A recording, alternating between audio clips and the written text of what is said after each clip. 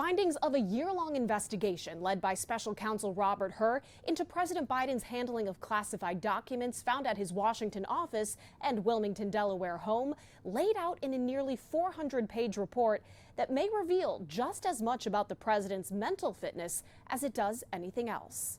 We've learned the documents included classified materials about Afghanistan from fall 2009, notes on the raid on Osama bin Laden, on foreign adversaries, and records from daily presidential briefings.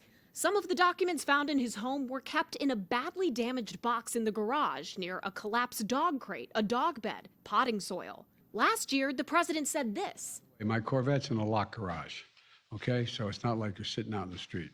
Hur, a Trump-nominated former U.S. attorney, concludes no criminal charges are warranted in this matter. We would reach the same conclusion even if Department of Justice policy did not foreclose criminal charges against a sitting president, and says evidence does not establish Biden's guilt beyond a reasonable doubt. Former President Trump, who faces dozens of criminal charges for classified documents found at Mar-a-Lago after he left office and alleged obstruction, says this has now proven to be a two-tiered system of justice and unconstitutional selective prosecution. Special counsel acknowledged I cooperated completely.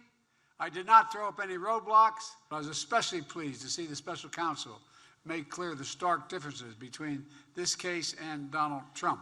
He has not only refused to return documents for many months, he also obstructed justice by enlisting others to destroy evidence and then lie about it. But it's observations about the president's mental fitness that are likely to hurt him in the long run. Hur writes, at trial, Mr. Biden would likely present himself to a jury, as he did during our interview of him, as a sympathetic, well-meaning elderly man with a poor memory.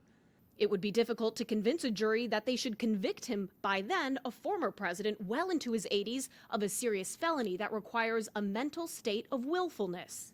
Hur describes moments when interviewing the president that he did not remember when he was vice president, forgetting on the first day of the interview when his term ended. He did not remember even within several years when his son Beau died. The White House reacting to notes about the president's memory. The White House counsel's office and the president's personal attorney say including that in the report was entirely superfluous, and they say it's common for witnesses to not recall years-old events.